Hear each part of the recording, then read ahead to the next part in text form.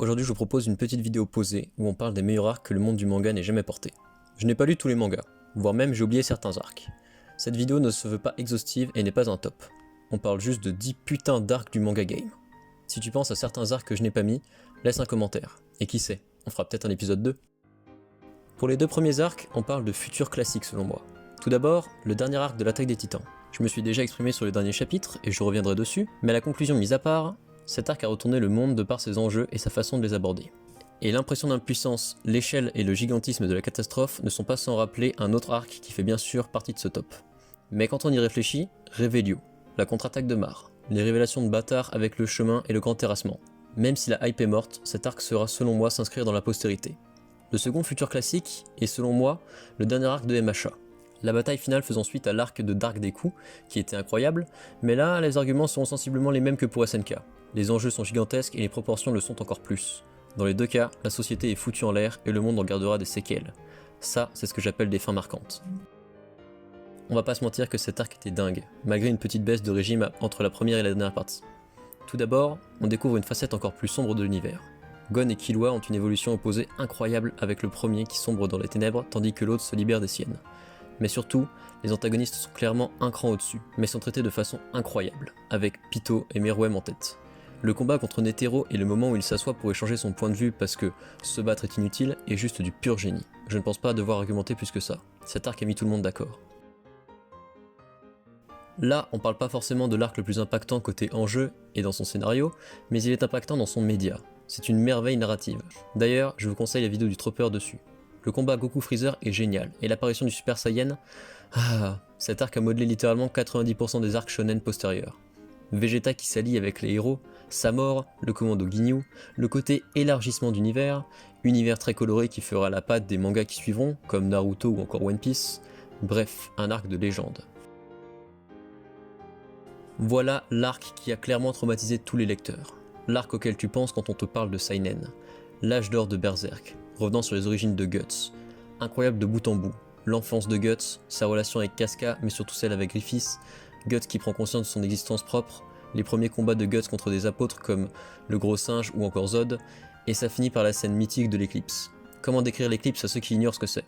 Imaginez toutes les pires créatures du monde faisant les pires sévices à une bande d'amis parce que leur chef les vend, et que vous en êtes le quasi seul survivant malgré la perte de plusieurs parties de votre corps. Et après, que votre meilleur ami ait violé votre femme sous vos yeux et souillé votre progéniture. Et que votre seule manière de vous en sortir est de plonger dans la rage et les ténèbres et de combattre des créatures bien plus puissantes que n'importe quel humain. Et vous aurez l'impression de l'ampleur que l'éclipse a eu dans Berserk. Le monde du manga et l'esprit des lecteurs. Un arc bien peu connu, la Coalition. Pour ceux qui l'ignorent, c'est un arc de Kingdom. J'avoue avoir beaucoup hésité entre celui-ci et celui de Gyu, mais je pense que c'est réellement la Coalition qui a la plus grande stature auprès des fans. Si on te demande arc de Kingdom légendaire, tu vas sûrement répondre la Coalition, et à raison. Alors qu'Aisei a tout juste repris son trône, une guerre de pouvoir s'installe dans l'état de Qin. Pourtant, il entame son rêve d'unification de la Chine.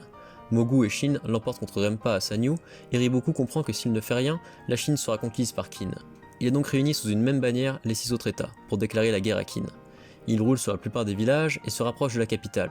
Tout le monde est en sueur et commence à préparer ses bagages. Pourtant, il existe une infime chance de l'emporter, en défendant la porte de Kankoku. Et là, c'est littéralement un battle royal, avec tous les plus grands généraux de Qin contre le reste de la Chine. Tout est immensément épique et démesuré, de la stratégie de Kanki à la mort de Dukyu, en passant par la bataille de Sai, avec le roi qui soulève littéralement un village de femmes, enfants et vieillards pour faire face à l'invasion. Tout est incroyable, et si ça fait 1 minute que tu comprends rien, lis Kingdom. Maintenant on parle d'un arc qui a créé une sorte d'arc pour le genre shonen, l'arc du sanctuaire dans Senseiya, qui donnera par exemple naissance à l'arc Soul Society de Bleach, qui est tout aussi légendaire. Oui, si je peux caler 2-3 autres arcs, je prends. Athéna vient discuter avec le grand Pop, mais celui-ci lui plante une flèche en plein cœur. Les héros ont 12 heures pour la retirer et doivent affronter les chevaliers d'or, pourtant infiniment plus puissants qu'eux. Des antagonistes tous plus stylés que les uns que les autres, des combats épiques et des héros prêts à tout sacrifier. Vous connaissez cette légende autant que moi et sa place dans cette vidéo est amplement justifiée.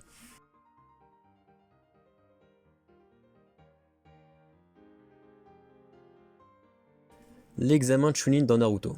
Si Naruto s'était déjà fait un nom avec l'arc Zabuza, c'est bel et bien avec l'examen Chunin qu'il est entré dans la cour des grands mangas.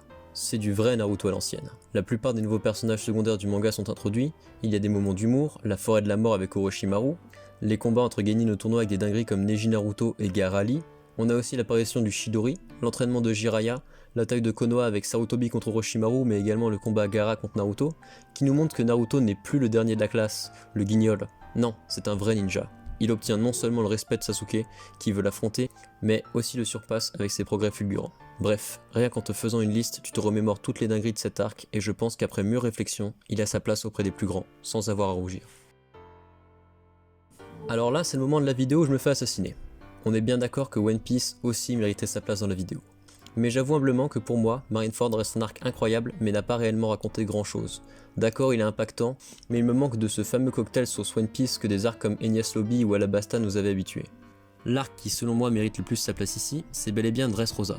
Même s'il est un peu récent, il y a le Colisée, le passé de l'eau, les combats contre le lieutenant Doflamingo, l'histoire de Kiros et Rebecca, la future flotte de Luffy, le combat Luffy-Doflamingo, tout cela en restant empli d'humour, et comme je l'ai dit plus tôt, il y a réellement cet esprit One Piece je trouve. Qui plus est, il reste l'énorme dinguerie post-ellipse après le trop long arc de l'île des hommes poissons et Punk Hazard qui certes restait très cool, mais ça faisait déjà plusieurs années qu'on entendait une dinguerie. Et selon moi, c'est ça aussi qui le départage de l'arc Whole Cake, qui me faisait ressentir des sensations semblables. Peut-être une apparition dans une deuxième vidéo du type, qui sait.